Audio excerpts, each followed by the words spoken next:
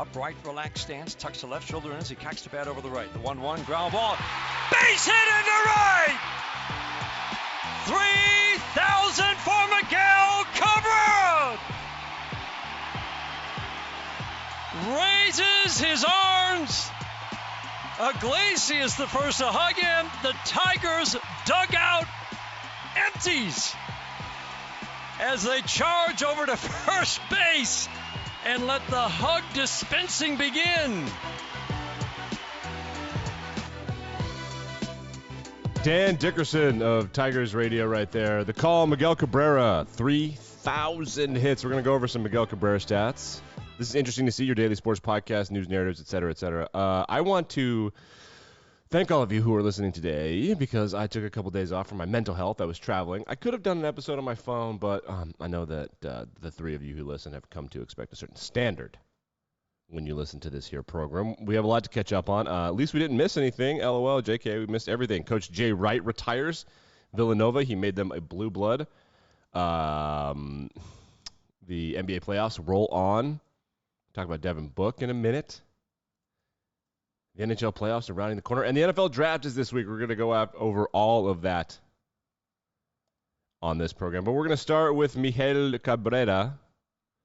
Miguel Cabrera got his 3,000th hit, joining one of the greatest milestones, one of the greatest clubs in the history of professional baseball. Unbelievable accomplishment from Miguel Cabrera. Oop, I don't want no free ads on this here program. God, why did people do that? Just ad rape everywhere. So I've got some stats. We'll watch the video here in a second. I'll get it pulled up just for you, just for y'all. So this is from Alex Avila. This is from Jason Street's column, which I believe was in The Athletic. You can tell by the font there.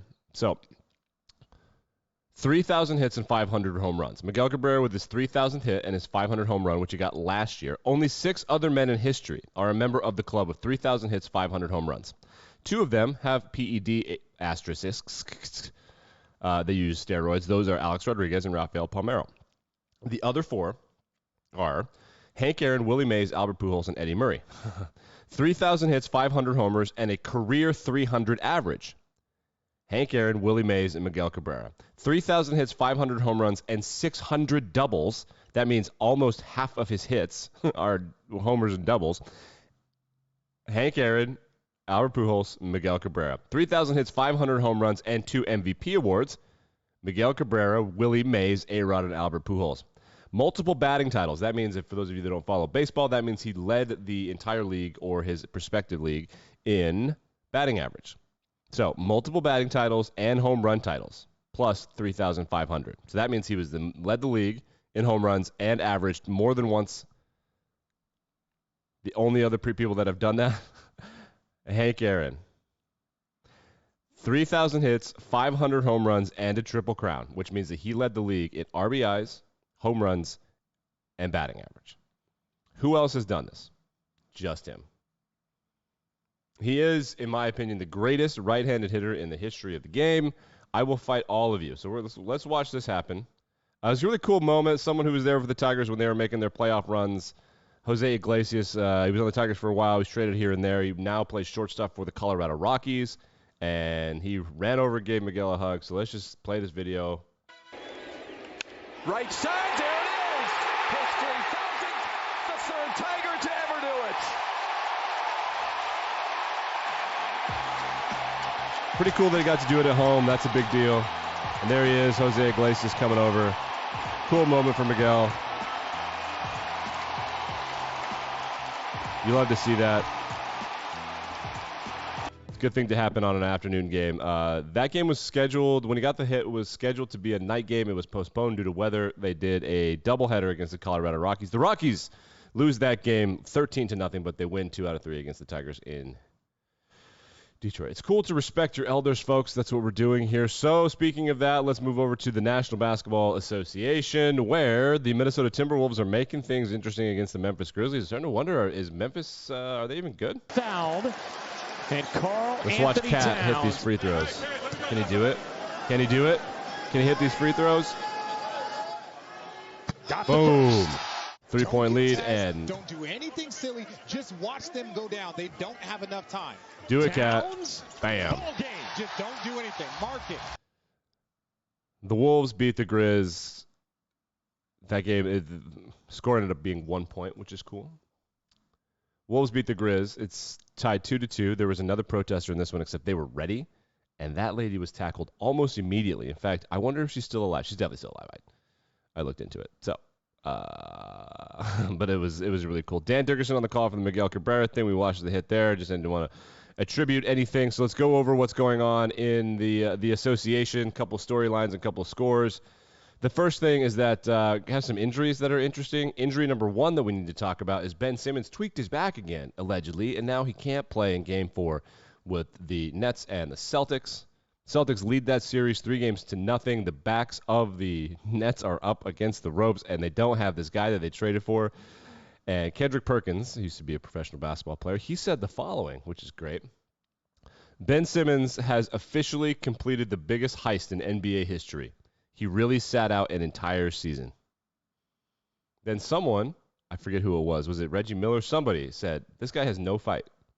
No fight in him. So that's one injury. The other injury is sort of the exact opposite. Devin Booker is out for a couple of weeks for the Suns. The Suns are currently tied 2-2 against the Pelicans. The Pelicans won last night by 15. The Pelicans are good and annoying. The Suns are the number 1 seed. In my opinion, they do have enough to get by the Pelicans. But if they drag it out to 7 games, in a weird way, it's better because they will have spent more time without Booker, and they can kind of delay Booker coming back, which is good. Other scores from over the weekend that I found interesting that we missed, the Jazz and the Mavericks. That's the series. I know I have some Jazz fans. Just people nationally just forget that series is happening. The Jazz players, the narrative is that they don't like each other. Donovan Mitchell, who's the scorer, and Rudy Gobert is one of the best defensive players in the last 10 years in the NBA. They kind of hate each other, which is hilarious. And then the guy that everybody likes, Joe West, has been hurt, tore his ACL, and then he got traded, which was weird. The Raptors beat the Sixers to steal a game in that series. Sixers did not play very well. That was on Saturday. The series returns to Philadelphia in a day or two, or I'm actually not sure when. We'll talk about it when it happens. Do you want to know? Do you want information? This is a podcast. I better tell you. No, that game's today. How about that? 8 p.m. today, another game today. Celtics at Nets. I want to watch Boston fans panic. Who's going to panic more, the Philly fans or the Boston fans if their opponent wins the game? Definitely Philly. 3-2 is different than 3-1, that's for sure. The Bulls look like they're just no match for the Bucks. They did steal a game, which was fun. The Hawks are no match for the Heat. Things are moving on in the association. Let's move over to professional football. Actually, we'll wrap up with football. Let's go to hockey, where Alexander Ovechkin, more amazing stuff. Miguel Cabrera, Alexander Ovechkin. It really is hard to underestimate how good it is. You can see here from the Spittin' Chicklets tweet. Ovechkin tied Wayne Gretzky and someone named Bossy for the most 50-goal seasons in NHL history. 9 times in Ovechkin's career, he's got 50 goals in a season. And remember, in one of those seasons that he didn't get 50 goals, it was because of the COVID-shortened year. Unbelievable. Look at the spring Ovechkin again. Look at the White shot. Back, Boom. Score! Unreal. Just one of the greatest players of all time. Ironic that the best player in the history of the franchise in Washington at this point in time is Russian. Haven't reported on any of the Ukraine stuff in a while, but the NHL playoffs will be starting in a little bit. The NHL is limping to the finish line. We essentially know what's going to happen. There are some interesting playoff races out west. If you want to sound smart, what you say is that this might finally be the year a Canadian team wins. And then you say, isn't it weird that not only the best player on the best team in Canada and the biggest market in Canada, Toronto, not only is that player American, but that American is probably the best player in the world right now. And the most interesting fact about Austin Matthews, there are 2 fun facts. One is that his parents wanted to ruin his life by spelling his name with an O, Auston. And the other fun fact is that he's from Phoenix. He's got the Maple Leafs looking really good, and he is the best player in the world right now for my money. And I think this might be the year. We'll talk about the NHL playoffs as they come around. NFL draft odds were taken down on FanDuel this weekend when I was in a state where I could legally place wagers. Are you kidding me? And now they're back up. So I'm going to have to call someone, allegedly, to help allegedly place some bets. We've got more slander on the Tom Brady thing. So right now, Chris Sims, who works for Pro Football Talk and NBC Football. He does some Notre Dame stuff. He does some podcast stuff. He just does some stuff. This guy's takes are so spicy, and he kind of reminds me of myself in that it's unclear what he knows and what he's making up. But he gets a lot of shit right. Like, I remember specifically, if you're a draft nerd, the Lions took Jeff Okudah, and then the Jaguars took C.J. Henderson, and then A.J. Terrell was the third corner. This is deep draft stuff. A.J. Terrell is by far the best of the group, and he was the only one that's like, yeah, I don't like those other two guys. This guy's actually the best one. That looks to be correct. So Sims, he just watches the tape. He was born into wealth. He's Phil Sims' kid. He had a good college career and a pro career that happened, and now he just does whatever he wants. And so he does some reporting. He's very close with Kyle Shanahan, and he's very close with people in the Patriots organization. He was on, I think he might have a Super Bowl ring as a grunt with the Patriots. I could be wrong, but he was part of that franchise. And Chris Sims has reported. He doesn't report often. He has broken a lot of Niners news because he knows Kyle Shanahan intimately. They have tattoos of each other on each other's body. Not joking. Chris Sims reports that the Dolphins plan to trade a second-round pick for Tom Brady and a first-round pick for Sean Payton, which is a fucking steal. Before all of this fell apart, remember the Belichick thing? He blew it up, that whole conspiracy theory. So Sims reported that. This is getting – and that's putting your name on it. That's burning some bridges in the NFL if this isn't true. So, but Stephen Ross isn't going to be an owner for long because he tried to lose games on purpose. So it's not going to be too big of an issue. The NFL draft is coming up this week. Let's look at the odds officially. I don't know what I'm going to bet. We're going to do a bunch of cool stuff. Should we do – I think we might have to do show bets. Like a show mock draft. Should I zoom in just for you guys? Zoom.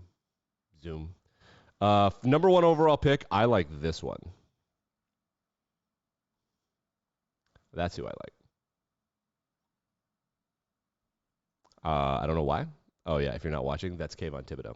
Kayvon Thibodeau was the presumptive number one overall pick for around 14 months. And then the draft stuff started, and then he wasn't all of a sudden. And now he might not be a top 10 pick. But I'm like, Doug Peterson, I mean, they might just do the smart thing. Aiden Hutchinson's body is incredibly small. Trayvon Walker is the favorite.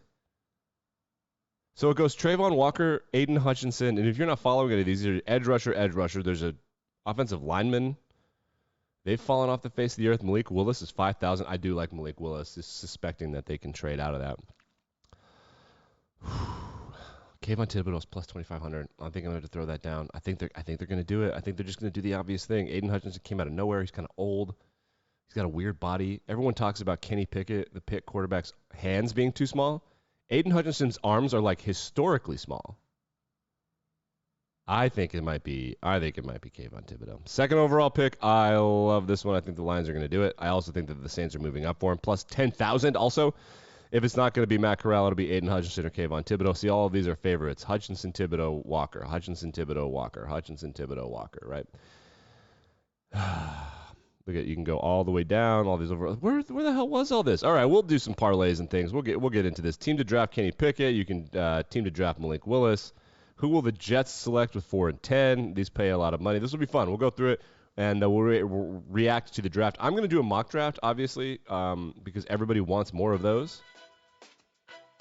So it's my duty to do a mock draft. And maybe we'll do that on Wednesday. That makes sense. No one knows what the hell is going on in the USFL. Someone play this clip just for you guys. Watch this. He hits this guy, and then he just sits on his head. He's like, watch this. And he just like basically teabags this guy. So that's happening now in the USFL. I guess the games are still going on. That league hasn't folded, though. I suspect it's going to at some point. That's going to do it for this edition of Interesting to See, your daily sports podcast, news, narratives, takes, gambling, etc. I'll be back and better than ever tomorrow. Thanks for sticking with me during my hiatus. See you then.